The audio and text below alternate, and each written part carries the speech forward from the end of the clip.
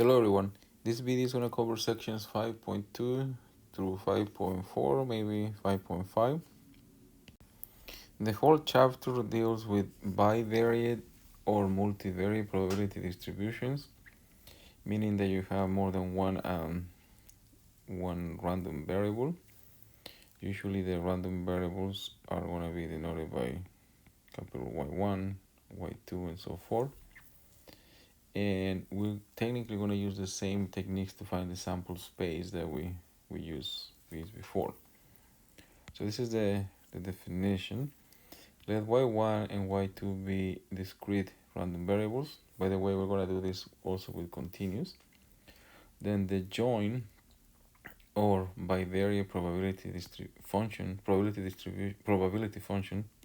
for y1 and y2 are given by this.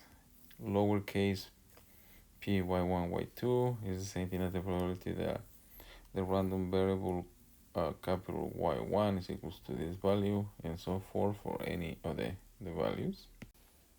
Here Y1 has to be 2 minus infinity infinity, and so is also Y2. Then we have the following theorem, which says the following: if Y1 and Y2 are discrete random variables with a joint probability function, which is this, then the following has to be true, which if you look closely, this is very, very analogous, or technically the same thing we have for a single random variable. The probabilities always have to be positive for all the values, and then the summation of the probability function over all values of y1 and y2 has to equals to 1, which should not be surprising. So let's do an example and see how this works. So you have more than one random variable. Let's try the following example. So contracts for 2 construction jobs are randomly assigned to one or more of 3 firms. So you have 3 companies, each of them competing to get 2 contracts.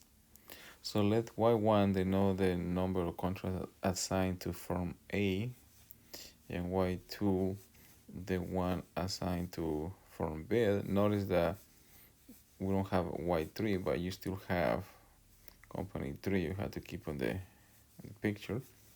And notice that each firm can get either 0, 1, or 2 contracts.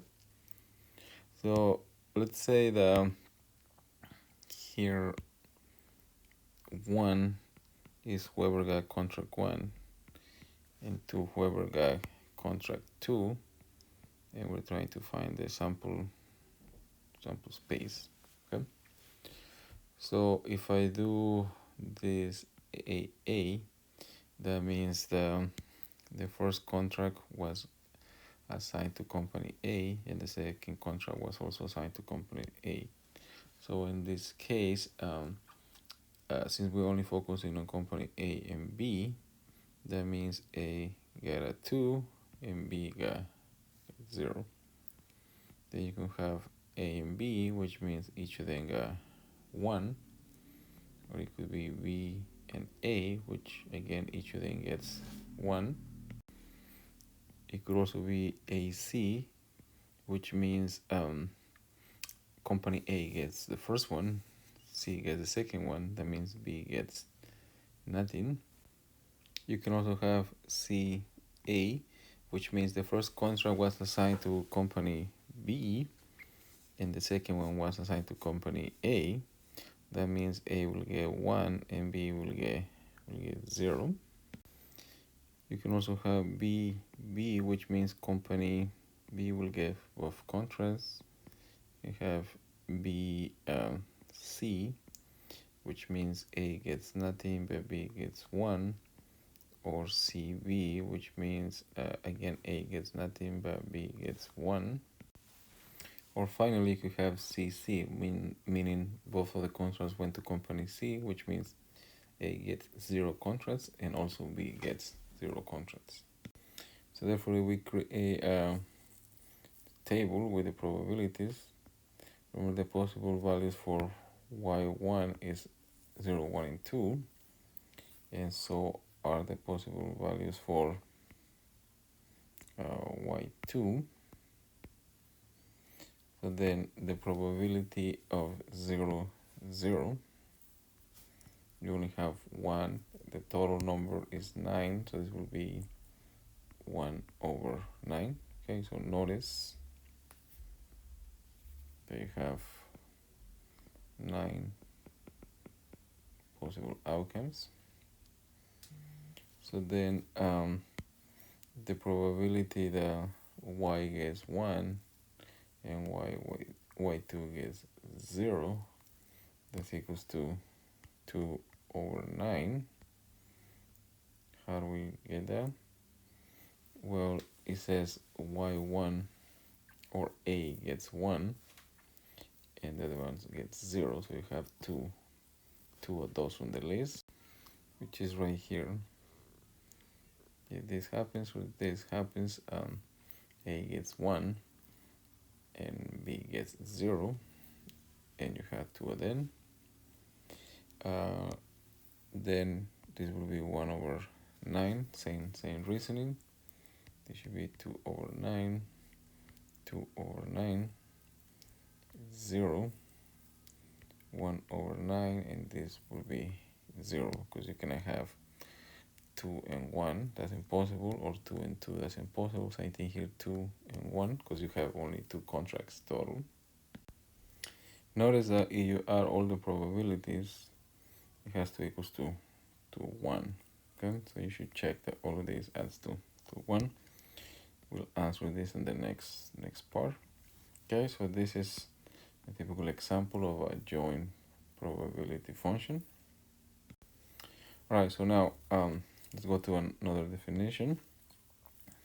For any random variables y1 and y2, the joint distribution function, notice this is the distribution, not the probability function, capital F of y1 and y2 is given by this. Notice the similarity before we have f of y was equals to the probability that capital Y was less than or equals to y. Okay, so therefore using the previous example, okay, from the previous example, you want to find f of 1, 0. This is the same thing as the probability that y1 is less than or equals to 1 and y2 is less than or equals to 0. So you look to the previous table we did before. This is just 0, 0 plus 1, 0, which this one was equals to 1, 9. This is 2 9s, so the total is 3 9s. Now let's take a look to the continuous case. So let's look to the definition. Let y1 and y2 be continuous random variables with distribution function f of y1, y2. If there exists a non-negative function f of y1, y2 such that the distribution function is defined as a double integral, so you're gonna have to review your calculus 3 integrals if you haven't done it in a while. So if this is the case, then y1 and y2 are said to be jointly continuous random variables, and the function f of y1 and y2 is called the joint probability distribution function. Recall that before this was called the this was called just the distribution or density function. Okay, so it's the same idea, just now you have 2 instead of 1. And just like before, remember that this has to always be greater or equals to 0 for all y1 and y2. And number 2, the double integral or the joint density function has to equals to 1.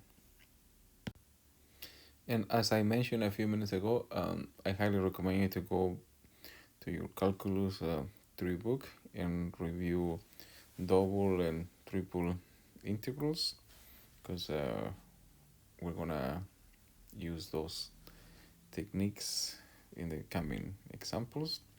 So I mean, the double integrals we're gonna do in this class are straightforward, but you may have forgotten some of the basic ideas. So I highly recommend you to go back and check calculus 3 again, just the double and triple integral part. Right, let's say we have the following joint density function, and the first part for which value of k will make this actual density function. Remember, the double integral has to equals to 1. So the double integral of k, y1, y2 from 0 to 1, 0 to 1. And remember, you can integrate respect to y2 first, and then y1 is up to you. It depends on the problem. So if we do this, this will be k, the integral from 0 to 1 of y2.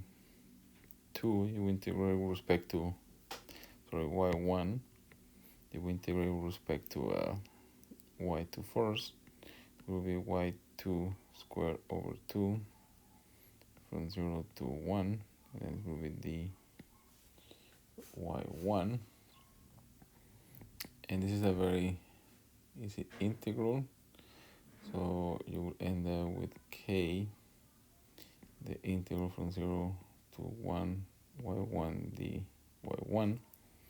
Notice that if you plug in this here, you will end up with 1/2 only, so this will be times 1/2, and therefore you end up with k over 2, the integral from 0 to 1 of y1 dy 1.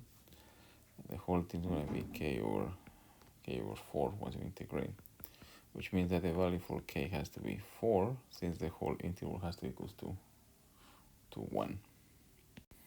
Part B is asking to find the joint distribution function. Remember that by definition, this will equal to the integral, let's say from 0 to y2, 0 to y1 of 4 t1 t2 dt1 dt2. And again, this is a straightforward integral. This is equals to y1 squared times y2 squared, and this is true for y1 between 0 and 1, and also y2 between 0 and 1. And this is a straightforward integral. Alright, so let's say there is a part C, and part C is asking this, the probability that y1 is less than or equals to 1/2, and y2 is less than or equals to 3/4. So you can either use the joint density or the distribution function. In this case, the easiest method is probably the distribution function, so this will be 1/2 squared times 3/4 squared, and the whole thing is 9/64. Check on them, and that's it. Right, let's try one more example. Let's say that we have the following function, 6y1 squared y2 from 0 less than or equals to y less than or equals to 2. And notice that these two are connected now, and y1 plus y2 has to be less than or equals to 2.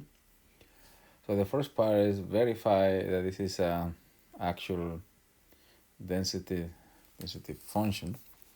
Now remember, to be a density function, when you integrate, the function has to, the double integral has to be exactly equals to 1. So let's say we integrate the y2 first and the y1 last. So we need to figure out the limits of integration. So this is a little more tricky than the previous one. Here, remember, we have the y1 plus y2 has to be less than or equals to 2. So this is y1, y2. So when y1 is 0, this will be 2, and if y2 is 0, this will be 2. So therefore the line goes like something like this.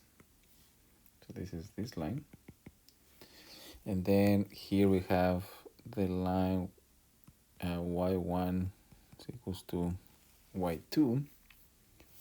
And since y1 is less than equals to y2, then that's this part, or this area. So therefore, to find the limits of integration, and this is why I told you to review calculus 3, notice that y2 goes from y1 to 2 minus y1. Here, notice that y2 is equals to 2 minus y1. And here, the part where they intersect, notice that this is equals to 1. So therefore, y1 goes from 0 to 1. Right, so we integrate, we get the following. This is the integral from 0 to 1 of 6y1 squared. And then this will be 1/2 y2 squared from y1 to 2 minus y1, then dy1. So this gives you 3, the integral from 0 to 1, y1 squared, and then this will be 2 minus y1 squared minus y1 squared dy1. Alright, so now if you just FOIL that 2 minus y1 squared minus y1 squared, you can distribute or just use the formula. This is x minus y times x plus y. Notice that this is 0, so this will give you 4 minus 2y1, or minus 4y1. That's just basic algebra. Just make sure you check that. So this is the integral from 0 to 1 of y1 squared times 4 minus 4y1 dy1.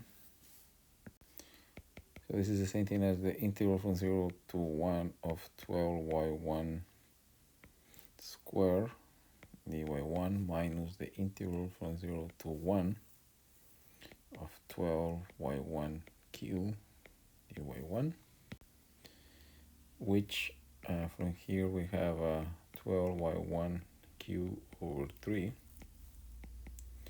minus 12y1 to the 4 over 4, and this is from 0 to 1. Notice that this will give you 4 minus 3, which is equals to 1, which is exactly what we needed.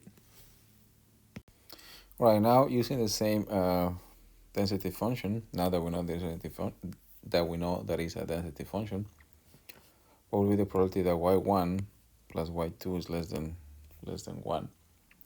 Notice that this is the same thing as the probability that y2 is less than 1 minus y1. Again, the tricky part here is just to figure out the limits of integration. Again, we have y1 here, y2. Now this line here is going to be y1 plus y2 is equals to 1. And this line is again y1 equals to y2. Notice that this point is going to be 1/2. So this is the area where we're integrating. So this is the partition. So this is the same thing as integrating from 0 to 0.5 and from y1 to 1 minus y1. So it's very, very similar to the previous integral. And then do the y2 first, and then the y1. Once you check this, is around 1/16. And that's it for that part. All right, now let's go to section 5.3, which is called marginals, and conditional probability distributions. So let's start with the following definition. Let y1 and y2 be jointly discrete random variables with a probability density function. Then the marginal probability functions of y1 and y2 respectively are given by this. Where here we're summing this over all y2 values. And then in a similar way, we're going to find P2 of y2 is going to be the sum over now all the y1 values of P of y1, y2. So this is for the discrete case. For the continuous, it's going to be the same idea. So let's call this part B. For the continuous, is the same exact thing, except instead of probability function, we're going to change it to density functions. So f1 of y1 is going to be the integral from minus infinity to infinity, or all the values of y2 of this integral. And similarly for the second function, so it's the integral from minus infinity to infinity of the joint density function, but now with respect to y1. All right, so let's do a couple examples so this hopefully makes some sense. So if we refer back to the previous example we did, so recall this. So we have this from the previous example, the previous section, sorry. 0, 1, 2. This one was equals to 1, 9, 2 9s, 1, 9, 2 9s,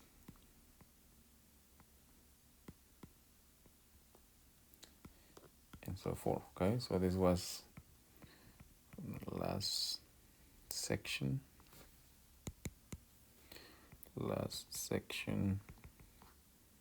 example, and we're going to be using this for the following sections too. Okay, so, or you can just say from section 5.2. so in either case, so we have this where this was y2. What will p1 of 0 be? P1 of 0 will be the sum of all the y2s. Remember, y2 goes from 0 to 2 in this case, of p is 0, y2. So in our case, this will be p 0, 0 plus p 0, 1 plus p 0, 2, which is equals to 1, 9 plus 2 9s, 1, 9, and it's equals to 4 9s. That's it. So that's how easy it is to do this. In the same way, you can find P1 of 1. So it will be the sum from y2 equals to 0 to 2. But now P of 1 of y2, which will be P1, 0 plus P1, 1, and then plus P1, 2, which is equals to 2 9s plus 2 9s, and then this is actually 0 for 9, so this is equals to 4 9s. And then finally, you should check P201. P201 is actually equals to just 1 9. So you should check this one.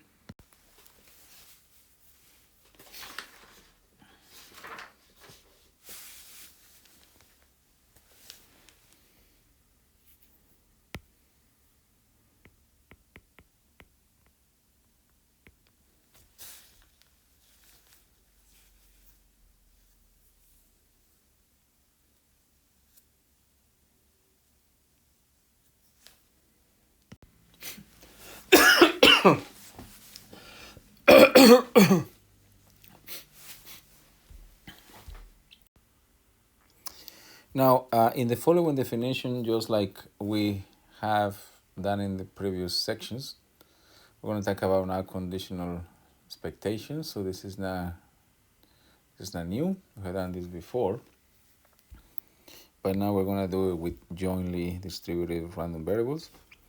So the definition says the following: if y1 and y2 are jointly discrete random variables with joint probability distribution function, and now we know how to find the marginal probability functions p1y and p2y2, then the conditional discrete probability function of y1 given y2 is given by this formula. Okay? So this is for sure, and this is another short version, but this is essentially what it means. Okay. Now again, referring back to the example I did before, which was this. Remember 0, 1, 2, 0, 1, and 2.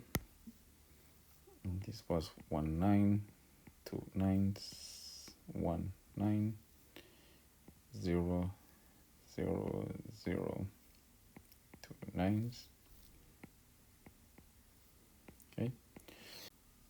Now using this information, let's say that we want to find this conditional probability. What will be the probability that y2 is equals to 1 given that y1 is also equals to 1? So we use the formula. This will be the probability that y2 is 1 and y1 is 1 divided by the probability that y1 will be equals to 1. Okay. Or we use the notation.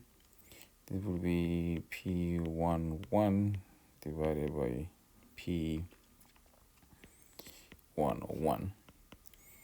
And we have all of this information. The top is 2/9 and the bottom is 4/9. Remember, this is the marginal distribution, and this is equals to 1/2. All right, let's do one more. What will be the probability that y2 is equals to 0 given that y1 is equals to 2? Right, so this should be the probability of 2, 0 divided by the probability, the marginal distribution of p1, 2. And this is equals to 1/9 by 1/9, which is equals to 1. So remember, this is a certain event, okay, which should be not surprising. Why? If y1 already got the 2 contracts and you only have 2, the probability that y2 will get 0 is 100% because there is no more contracts to get. Okay, let's look to the next definition. If y1 and y2 are jointly continuous random variables with joint density function, okay, so we're talking now about a continuous case, then the conditional distribution of y1 given that y2 is equals to 2, so notice that this is a specific value, okay, is given by this. Notice that this is a function of y1 for a fixed value of y2. So that's important to remember. Now, mostly we're gonna be working with this. Let y1 and y2 be jointly continuous random variables with joint density function f of y1, y2, and marginal densities. There's a couple types here. It should be y1 and then y2 in here. So this is f2, y2. 1, y1. Then for any y2 such that this is positive, the conditional density of y1 given the y2 is specific value y2 is given by this. Now recall we did this example right now. We have f of y1, y2 was equals to 4 y1, y2, and we have f of 1 y1 was equals to 2y1, and f2 y2 was equals to 2y2. Did that already, right? So therefore, you want to find the conditional density of y1 given y2. This will be f of y1, y2 divided by f of y2. So in our case, this will be 4y1, y2 divided by 2y2. Things cancel out and you end up with 2y1. Remember that this is only true between y1 using the values 0 to 1. In a similar way, the conditional distribution of y2 given y1 is going to be the same formula, except that on the bottom this will be f of y1 now. So it will be 4y1, y2, or 2y1, which is equals to 2y2. Okay. What about if we wanted to find something like this? What's the probability that y1 is less than or equals to 3/4 given that y2 is equals to 1/2? All right, so then this should be the integral from 0 to 3/4 of the joint density function of y1 given the y2 is equals to 1/2 dy1. So therefore this will be the integral from 0 to 3/4. Notice the f of y1 given y2 is equals to this. So you put 1/2 for y1, it will not change anything because there is no y2 in here.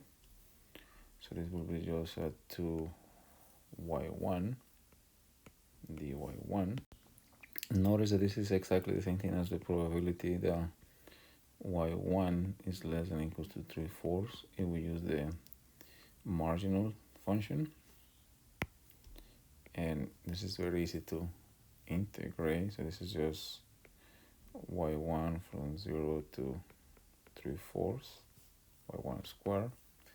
So this equals to 9/16. And that's it. Now we're going to go to section 4.4, independent random variables. And this is very similar to what we did before. Remember that events were independent, A and B were independent, the probability of A and B was equal to the probability of A times the probability of B. So this is going to be very similar. So let's look to the actual definition.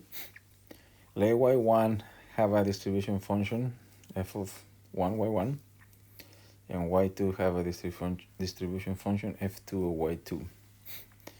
And y1 and y2 have a joint distribution function, f of y1 and y2. So then y1 and y2 are said to be independent if and only if the following is true, which is this: f of y1 and y2 is equals to f1 y1 times f2 of y2. Okay, for all pairs, of y1 and y2. And obviously, if they are not independent, they are called dependent. All right, so let's look to the theorem. So if you have discrete random variables, okay, then if the following is true, if p y1 y2 is equals to the product of the marginal distributions, then yy and y2 are independent. Y1, this is the symbol that is usually used for independent. And if you're talking about continuous functions, then if f of y1, y2 is equal to the marginal distributions too, or the marginal density functions, then that also implies that y1 is independent of y2. Well, let's do an example and let's refer back to this from the past. So the question is, are y1 and y2 independent? The answer is actually no. Why? Well, just notice this, the probability that y1 is equals to 2 and y2 is also equals to 2 is equals to 0, which is this value right here. Okay, this is equals to that. Clearly, this is not equals to the probability that y1 is equals to 2 times the probability that y2 is equals to 2, which was equals to 19 times 19. This is 1 over 81, and this is not equals to 0. Unless you're a politician. Otherwise, this is not the case. Okay. All right, let's try another example. We used this same density function before. These are the marginal functions. So the question is, are y1 and y2 independent? Well, okay, so here, so notice the 2y1 times 2y2 is identical to 4y1 times y2. So therefore, f1 of y1 times f2 of y2 is exactly the joint density function. So therefore, yes, y1 is independent of y2. Okay, let's try one more example. Let's say that the joint density function is equals to 1 for y between 0 and 1, y1 and y2. So are they independent? Well, first we need to figure out what f of 1 y1 is.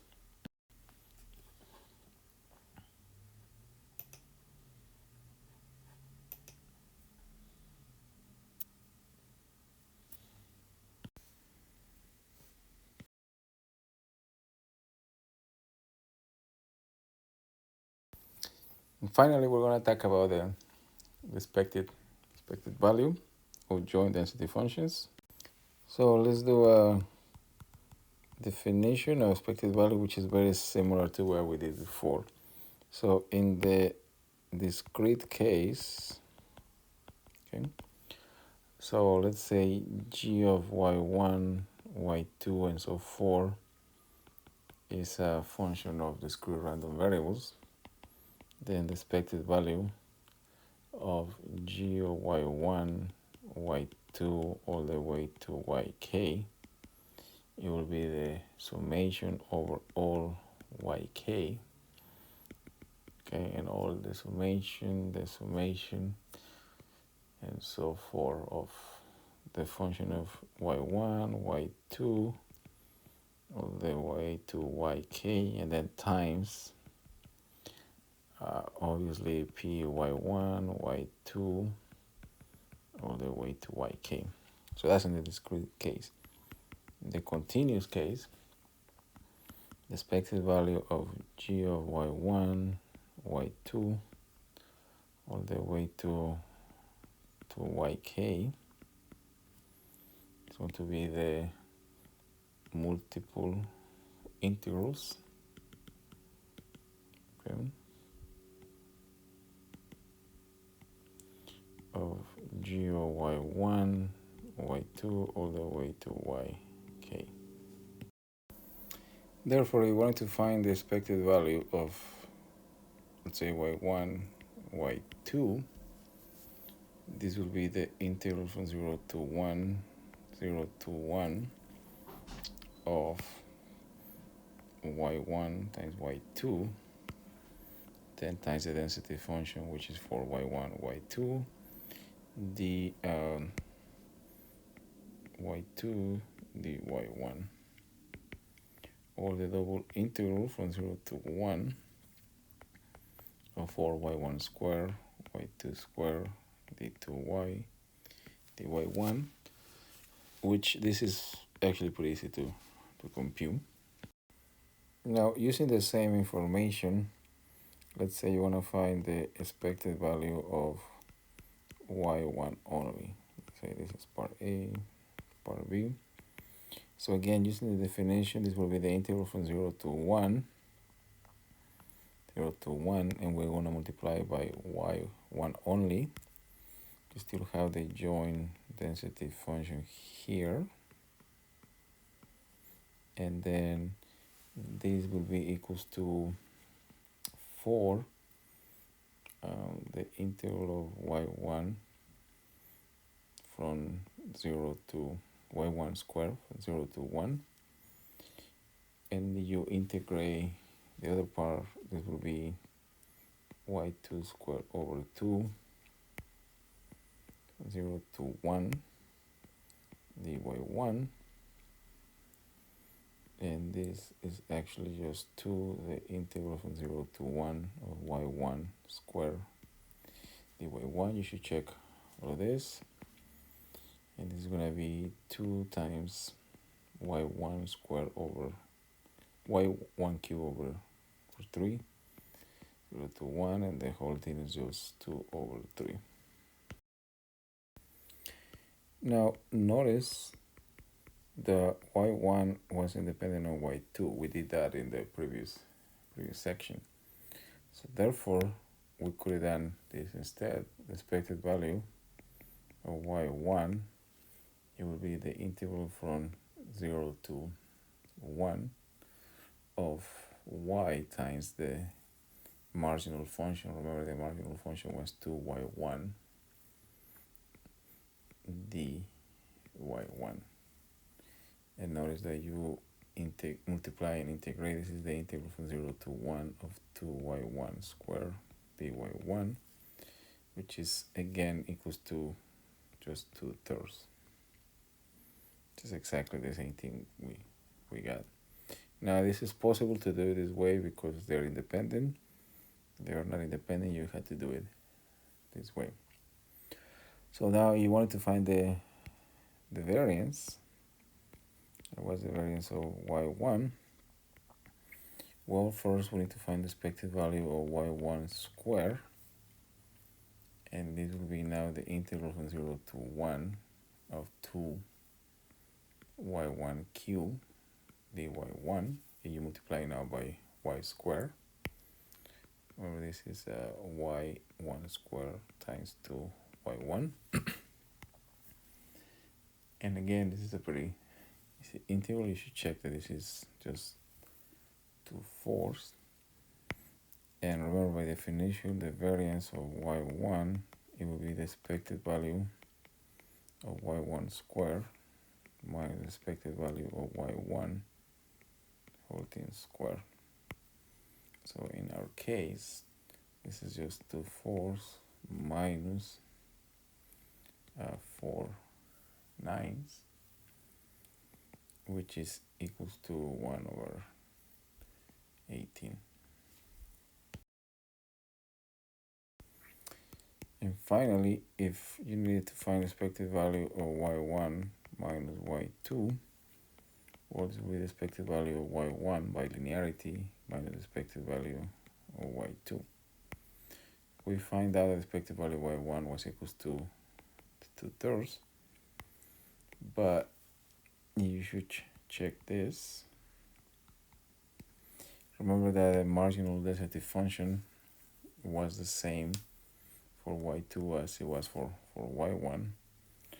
So therefore, this implies that the expected value of y2 is also equals to 2/3. So you should check that. and in this case we'll give you 0. And that's it.